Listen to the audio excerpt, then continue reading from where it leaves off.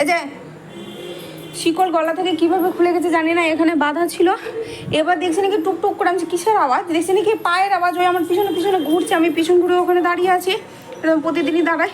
গিয়ে দেখছি পিছনে আমার গিয়ে দাঁড়িয়ে আছে টুক করে, আর আমার মুখের দিকে দেখে, যে ওদিকে তাকিয়েছে সে দৌড়িয়ে গিয়ে ছাদের উপরে গেছে। আর আমি ভয় পাচ্ছি একটা কারণে, যে ও নিচে না চলে যায়, নিচে না চলে যায়, কারণ এই টাইমে গেট খোলা থাকে। আর নিচে চলে গেলে আমি যে পজিশনে আছি আমি ওকে ধরতে পারবো না। আর দিয়ে তাড়াতাড়ি করে কে আসলাম, ফোনটা এখানে রেখে শিকলটা খাট থেকে খুলে তাড়াতাড়ি ছাড়ে দিলাম। যাই হোক দেখছি ছাদে গিয়ে একদম দৌড়াদৌড়ি, সেই দৌড়াদৌড়ি করছে হয়ে। আর গলাতে শিকল পাওয়া যাবে না কোনো রকমভাবে, সেই ঠিক আছে। কিন্তু ভয় মানে এখানে যদি একটা কোনো গেট বা থাকতো কি না, ছোটো গেট হোক বড়ো গেট হোক, থাকলে আমার নিশ্চিন্তে থাকা যেত। তাহলে এই গেটটা লাগিয়ে দিলে ও দৌড়াচ্ছে, দৌড়াক, ও নিজে নেমে যাবে। কী করে খুললো গলা থেকে শিকলটা? হ্যাঁ, তুমি হাত দিয়ে টেনে নামিয়েছো, হাত দিয়ে ঠেলে ঠেলে নামিয়েছো কেন? এত বদমাশ হয়ে গেল না একটু বেশি? তাতে এভাবে তো কোথাও রেখে যাওয়া যাবে না। আমি যে নোংরা ফেলতে যাই এভাবে তোমাকে বেঁধে, তাহলে তো আর যাওয়া যাবে না। হ্যাঁ, এদিকে আমার দিকে তাকাও, তাকাও আমার দিকে। আবার দিয়ে যাচ্ছে কেন? খুব সাহস হয়ে গেছে তোমার? তোমার কি খুব সাহস হয়ে গেছে? তাহলে আর আর রাখা যাবে, এবার গেট লাগিয়ে যেতে হবে। এই যে দোকান যাচ্ছি, তোমাকে এভাবে বেঁধে দিয়ে আমি দোকান যাই, এই গেটটা খোলা থাকে, থাকে তো এই গেটটা খোলা,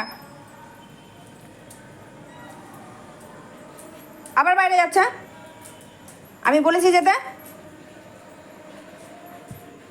আমার ভিতরটা কি করছিল জানিস? হ্যাঁ, ভয় ধরে গেছিল খুব, একবারে সাহস হয়ে গেছে ছেলের।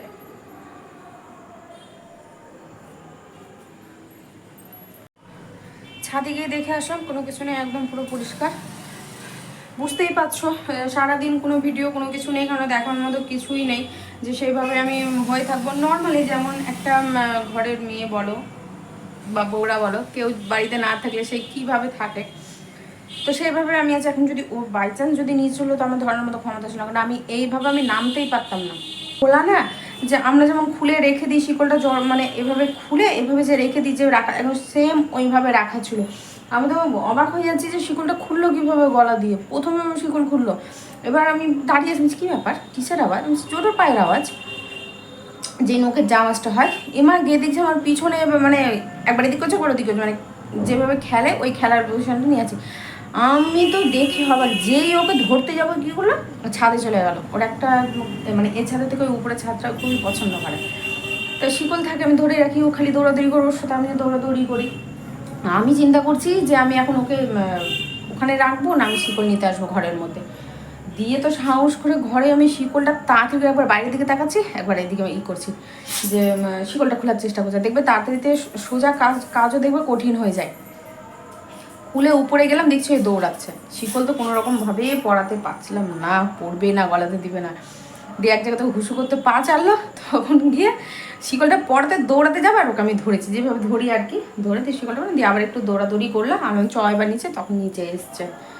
ভাবা যায় তাহলে এইভাবে। আমি কিন্তু ওখানে গেট এইভাবে বেঁধে রেখে এই গেটটা খোলাই থাকে। আমি কি করি, দোকানে যাই, কোনো জিনিস ধরো দুটো একটা জিনিস নিয়ে খুবই দরকার আনতে যেতে হবে, তারপরে এই নোংরা ফেলতে যাই, যে এই গেটটা খোলা থাকলে না ও চিৎকার করে না, কাঁদে না, ওই জন্য খুলে। এখন তো যাওয়া যাবে না, মানে অবাস্তব জিনিস হয়ে গেল জিনিসটা, একদম অবাক। আমি লক্ষ্য করছি বিছানার চাদর তো এরকম ছিল না, দেখো বিছানার চাদর ও কিন্তু খেলে রীতিমতো, যে মানে যে পা দিয়ে টানে না, তখন কিন্তু বিছানার চাদরটা এরকম হয়।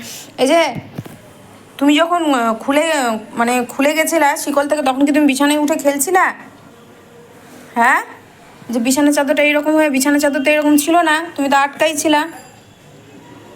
দেখো আমার দিকে, খেলেছো বিছানাতে? তুমি বিছানাতে খেলছিলা আনন্দের ঠেলায়, আনন্দের ঠেলায় বিছানাতে খেলছিলা। কিন্তু আমি যখন তোমাকে দেখলাম চাঁদে, তখন তুমি লেজ ছাটিয়ে আমার পিছনে খেলছিলা, এদিক ওদিক করছিলা, আনন্দ হইতো না? পা দেবে দেবে, কিন্তু তোমার নখ আমার একবারে সেই দিল। আমার কান দেখেছো তাহলে? তোমার নখের জন্য আজকে রেহাই, নাহলে তো ঘরে এসে আমি করতাম যে কোথায় গেল ছেলে।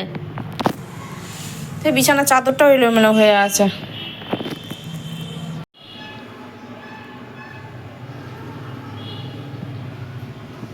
রাতের খাওয়া কমপ্লিট, এখন একটু খেলতে বসেছে। হ্যাঁ তোমার কথাই বলছি, ওদিক থেকে আওয়াজ আসছে। 1 2 গুনছে, তুমি পড়ো তো 1 2 সাথে সাথে 1 2 পড়ে নাও একটু। আর পড়া একটু হাই ফাই দিতে বলি, ফ্রেন্ডশিপ করতে বলি, তাই আমি করি না। আর 1 2 পড়বো। আমার পড়াশোনার কথা বললে মাথাটা আমার যেন কেমন করে, আমার খেলতে বেশি ইচ্ছা করে পড়াশোনার কথা বললে। গেটটা খোলা, তাই আমাকে বেঁধে রেখেছে, এত বদমাশ করে দেখো না, কখন যে খুলবে। আর গেট বন্ধ থাকলেও ভালো লাগে না, আমি বারবার করে গেট খুলতে বলি, না গেট খোলা রাখো, আমি বাধা থাকবো। তুমি জল খাওনি ভাতু খেয়ে, এই যে কোনো দিকে তাকাবে না, খাওয়া হয়ে গেছে ব্যাস, ও এখন ওর মতো করেই থাকবে। এখন গেট লাগাবো, গেটও লাগাতে দিবে না, বারবার করে বলবে গেটটা খোলো, গেটটা খোলো। না গেটের কাছে এসে বসে থাকতে হবে, ও শিকলে আটকা থাকবে, তা বলে কিন্তু গেট খোলা রাখতে হবে। হ্যাঁ লাগাবো না এখন, টাইম হয়নি তো, সবে তো 9টা বাজে, এখন লাগাবো না গেট, ওটাই বলছি এদেরকে যে এখন গেট লাগাবো না। হ্যাঁ তুমি খেলু খেলু করো একা একা, শিকলটা উপরে উঠে না টেনে, আজকে তো শিকলটা খুলে দিছ গলা থেকে, নামিয়ে দিতে পেরেছিলা। কি আছে উপরে, কি আছে? টিকটিকি তো নেই, টিকটিকি আছে? হ্যাঁ নেই তো টিকটিকি, নেই নেই, ওই ফুটোটা বন্ধ হয়ে গেছে না, এসির ফুটোটা, এখন ঘরে টিকটিকি দেখা যায়, নাহলে ওই ফুটোটা দিয়েই টিকটিকি ঢুকতো ঘরে। গুড আফটারনুন, এটা পরের দিন দুপুরে। হ্যাঁ কিছুদিন ধরে কন্টিনিউ করতে পারছি, মানে কন্টিনিউ এটা বলতে চাইছি যে সকাল থেকে রাত যেভাবে দেখাচ্ছিলাম সেভাবে দেখানো হচ্ছে না, রাত থেকে দুপুর হচ্ছে, আবার হয়তো সকাল থেকে দুপুর হচ্ছে, অথবা বিকেল থেকে রাত হচ্ছে, এভাবে শুরু করছে। আমারও বেশ ভালো লাগছে, একই রকম দেখাবার থেকে একটু অন্যরকমভাবে দেখানোটাও মনে হয় না একটু ভালো লাগা। তো জোটোকে খাইয়ে দিচ্ছি রুটি, দুধ আর কলা দিয়ে মাখিয়ে নিয়েছি, সেটাই খাওয়ানো হচ্ছে ওকে। তোকে খাইয়ে দিই, এবার ঘরের কাজকর্ম অনেক কিছুই পড়ে রয়েছে, সেগুলো কোনো কিছুই এখনও পর্যন্ত করে উঠতে পারিনি। পাশে এখনও পর্যন্ত ঘুমিয়ে রয়েছে, শুয়ে রয়েছে বলাটা ভুল হবে, ঘুমিয়ে আছে এখনও পর্যন্ত, তো তার জন্যে আর কি হয়নি। তো উঠলে সমস্ত কিছু করব। আজকে রান্নাবান্না কিছুই নেই, এখন বেলা 1টা বাজে, কী করে ঘুমিয়ে থাকে একটা মানুষ আমি কিছু বুঝে পাই না। ও জানে, কালকেই কিন্তু আমি ওকে বলে দিয়েছি যে এটা আনতে হবে, ওই কীভাবে ঘুমিয়ে আছে আমি মানে বুঝতে পারছি না। ও কিন্তু বলাও হলো যে উঠে আমাকে একটু উপকার করো, একটু যাও গিয়ে সমস্ত জিনিসগুলো এনে দাও। আমার কথা তো নয় বাদই দিলাম, যে দেখো একদিন তো আমি ভাত খাই না, সে তোমরা ভালো করে জানো, কিন্তু ঘরে জোটোটা আছে তার তো প্রয়োজন, কারণ সে ভাত ছাড়া কিছু বোঝে না। এখন নাই ওকে খাইয়ে দিচ্ছি, কিন্তু বিকেলের দিকে কিন্তু ওর ভাত লাগবে। এবার বিকেলে না হলে কিন্তু রাত্রে অবশ্যই ভাত লাগবে, কিন্তু ভাত লাগে, ও ভাত পছন্দ করে।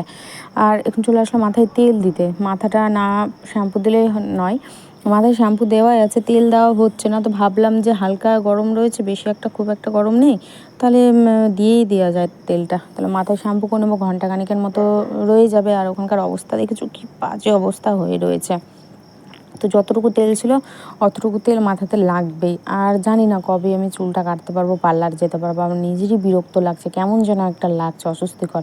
থেকে থেকে তো মাথা এত পরিমাণে গরম হচ্ছে যে কি বলবো, কিন্তু মাথা গরম করে কোনো কিছু লাভ নেই। যতটা ঠান্ডা মাথা রাখা যায় নিজের জন্যে ভালো, উপকার আর কি। আর মেঘের পরিস্থিতি খুবই খারাপ রয়েছে, এখন আমি ছাদে রয়েছি আর কি, একটু মাথাতে তেল দিয়ে নিলাম। আমি না তেল দিয়ে তোমাদের সামনে আসতে চাই না, কেমন লাগে না, মুখ চোখ দেখতে কেমন কালো কালো লাগে, রুগী রুগী লাগে। আর সমস্ত কাজকর্ম কিছু ফেলার যে বাসন রেখে যায় সেটাই। আর চলো মেঘের অবস্থা দেখাই। মেঘের অবস্থা ভীষণ শোচনীয়, মাথায় তেল দিলাম শ্যাম্পু করবো বলে, জানি না কতদূর কি হবে। তো যাই হোক, যদি শ্যাম্পু নাও করতে পারে কোনো অসুবিধা নেই, থেকে যাবে মাথাতে তেল, কেন আগে তো সেরকমভাবে একদিন আমি তেল রাখতামই, এখন এই গরমের জন্য তেল রাখা হয় না, মাথায় দেওয়ার সাথে সাথে শ্যাম্পু হয়ে যাচ্ছে। আর রাত্রে দিয়ে তো সারা রাত রাখতাম, বা একদিনও কোনো দিন রেখেছি, বা কোনো দিন আমি 2 দিনও তেল রেখেছি, আমি তেল ছাড়া চলতে পারবো না। আর এখন সকালকার খাওয়ার হচ্ছে, খেতে তো হবে, এখন 2:30 বাজে, কি খাবো, খেতে ইচ্ছা করছে। ভাগ্যিস কালকে রাত্রে রুটি করেছিলাম, সেই রুটিটাই রাখা রয়েছে, রাত্রে রুটি খেয়েছিলাম, আর বাকি যে আজকে খাবো বলেই করেছিলাম আর কি। তো চলো, 2টো ডিম আছে, 2টো ডিম হাফ হাফ করে নিলাম, একবারেই ভেজে নিয়েছি। গেটটা লেগে গেলো বলে অন্ধকার, তো আমার লাইটটা বা জ্বালাতে হবে, ঘরের লাইটটা জ্বালানো নেই বলে অন্ধকার, আমিও বুঝতে পারছি না যে অন্ধকারটা কেন হয়ে রয়েছে। এই যে রুটি, তো এখন ডিমের অমলেট দিয়ে খেয়ে নেবো রুটি, আর একটু চাও করে নেবো, চায়ে পেটটা ভারী করে, তো থেকে যাবো, অসুবিধা নেই। আর চা খাইনি, যে বললাম না ঘুম থেকে উঠেনি, ওর জন্য চা করে রাখা ছিল, তো তার মধ্যে দুধ দিয়ে চিনি চাপাতে একবারে দিয়ে ফুটিয়ে নেবো আমি, দিয়ে হয়ে যাবে চা। ও যখন খুশি তখন উঠে খেলে খাবে, না খেলে না খাবে, অত পারা যায় না জানো তো। মানে দূর থেকে দেখতে খুব ভালো লাগে, খুব সহজ জিনিসটা লাগে, কিন্তু কাছের গল্প কেউ পায় না, মানে দূরের গল্প শুনতে অনেকটাই মধুর লাগে। পরের হাঁড়ি রান্নাবান্না, পরের ঘরের মানে আর কি হাঁড়ি বলছি যেটা, ঘরের রান্নাবান্না দেখতে, খোঁজ খবর নিতে খুবই ভালো লাগে, কিন্তু আসল ঘটনাগুলো কি হয়, কথাগুলো কি হয়, সেটা কিন্তু সেই ঘরের মানুষই একমাত্র বলতে পারে।